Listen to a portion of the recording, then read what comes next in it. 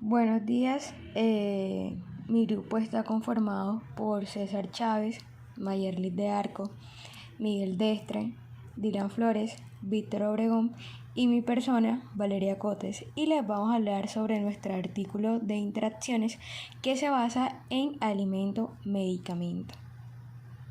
Bueno, principalmente debemos de comenzar por explicar pues que las interacciones entre el medicamento y los alimentos, ellos pueden llegar a producir ciertos efectos nocivos, ya sea sobre la salud del paciente, ya que pues van a provocar ciertas fallas pues en la seguridad o también pues en la eficacia como tal del medicamento. Además de esto, nosotros debemos de tener en cuenta de que el estado nutricional del paciente, puesto que esto va a jugar como un papel muy importante en este tipo de interacciones. Cabe resaltar de que ellos se van a clasificar en dos formas.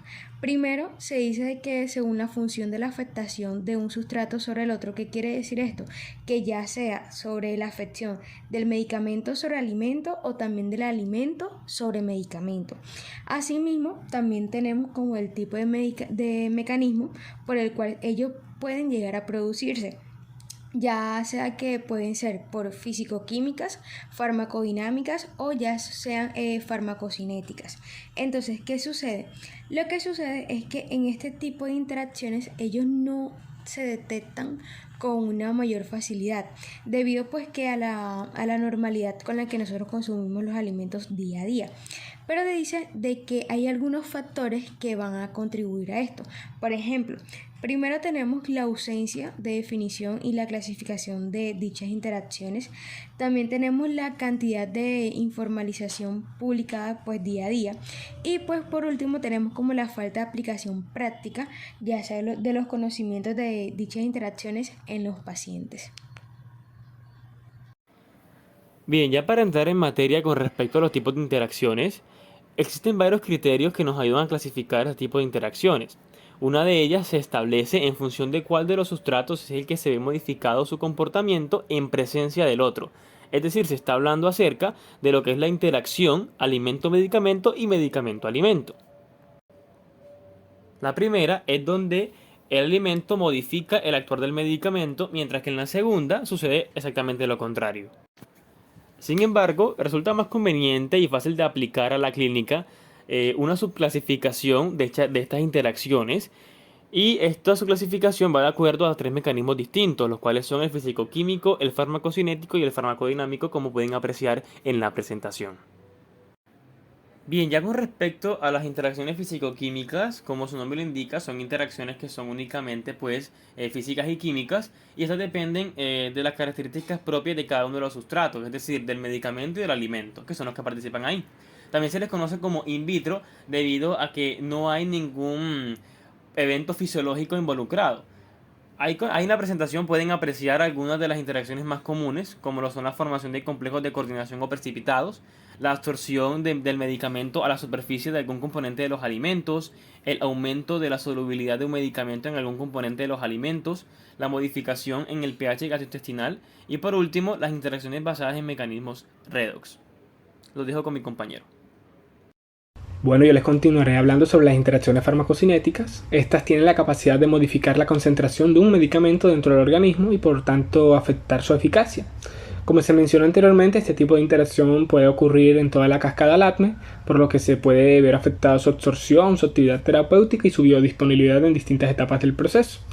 Con respecto a su liberación, los cambios en el pH gástrico pueden retardar o aumentar la velocidad de disolución de un fármaco, así como también la cantidad de secreciones, las cuales pueden ser modificadas por la presencia o ausencia de alimentos.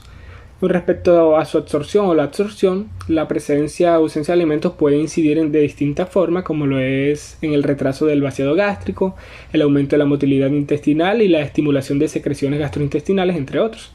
Dependiendo del tipo de medicamento, así será el efecto. Un ejemplo de este tipo de interacción es la que se da entre el jugo de toronja y la glucoproteína G, la cual es inhibida por el primero. Esto es de especial importancia al dar psicotrópicos a los pacientes, pues aumentaría el nivel de estos. Este tipo de interacción probablemente sea una de las más estudiadas, se podría decir, pero no siempre es la más pensada para medicar, ya que solo adquiere relevancia en casos puntuales como lo son la absorción disminuida de biofosfonatos en presencia de alimentos, competencia por los sitios de absorción en los aminoácidos, entre otros. Con respecto a la distribución, esta se puede ver modificada por dos tipos de interacción: por desplazamiento del fármaco de la proteína transportadora, especialmente la albúmina, o por la falta de proteínas transportadoras debido a una malnutrición. Con esto, más que todo, el desenlace de estos dos lo que ocasiona es un aumento de las concentraciones del medicamento en plasma. Ahora los dejaré con mi compañero. Siguiendo con el metabolismo, el objetivo de este es lograr transformar las sustancias de tal forma que se logra hacer lo suficientemente solubles para ser eliminados por medio de la orina. Para esto se hace uso de reacciones de fase 1 y fase 2. En la primera se sufren procesos de oxidación, mientras que en la segunda se basa en reacciones de conjugación para poder eliminarlas. Un ejemplo importante de las alteraciones más relevantes es el caso del jugo de toronjo, el cual tiene la capacidad de inhibir el CYP3A4, que es el citocromo que más metaboliza medicamentos. Al inhibirlo, aumenta los niveles de los fármacos en la sangre.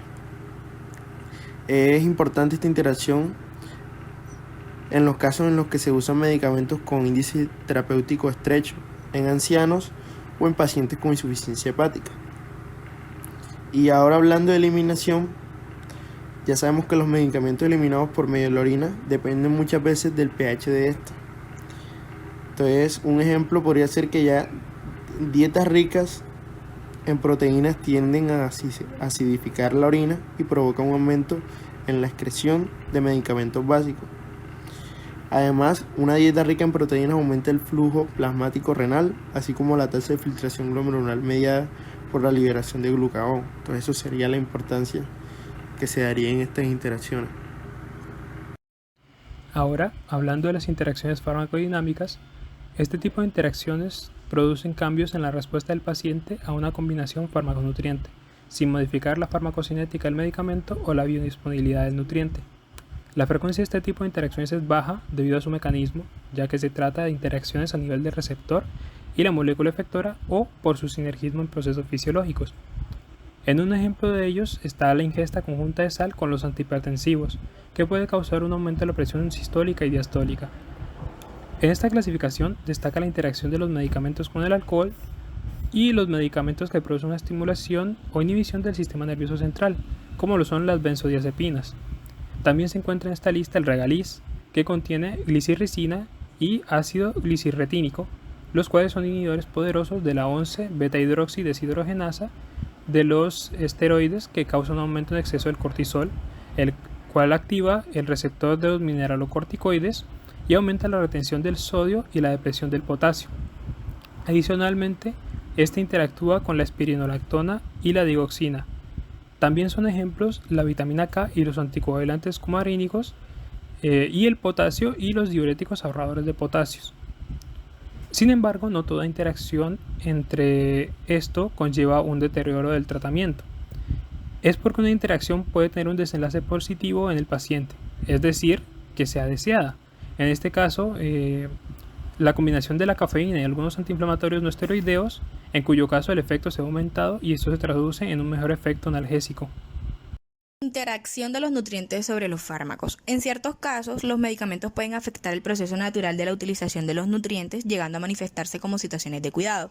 Un claro ejemplo de esto es la interacción que ocurre con los inhibidores de IMAO y los alimentos ricos en tiramina, la cual es un agente simpático-miético indirecto, y pues este tipo de amina hallada en la dieta rica en bananos maduros, yogur, etc. Y pues, por ejemplo, es metabolizada por la MAO, y pues al estar en presencia de inhibidores puede llegar a desencadenar lo que se conoce como el chest effect y producir crisis hipertensiva.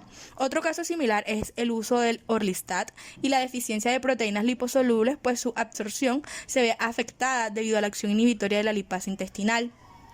A mano derecha tenemos antagonismos y vitaminas, los cuales van a existir medicamentos que poseen un efecto antagónico sobre las vitaminas y deficiencias de estas.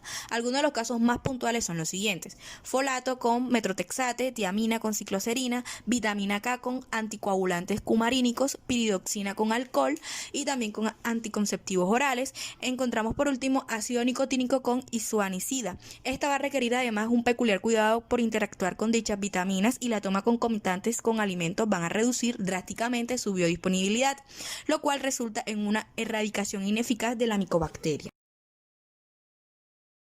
Para concluir, pues a lo largo de esta ponencia se ha comprobado que la administración concomitante de medicamentos y alimentos puede dar lugar a una interacción que modifique los efectos de estos con una magnitud que pueda llegar a ser grave o hasta incluso tener un desenlace mortal por no brindar al paciente el efecto terapéutico deseado. Gracias por la atención prestada.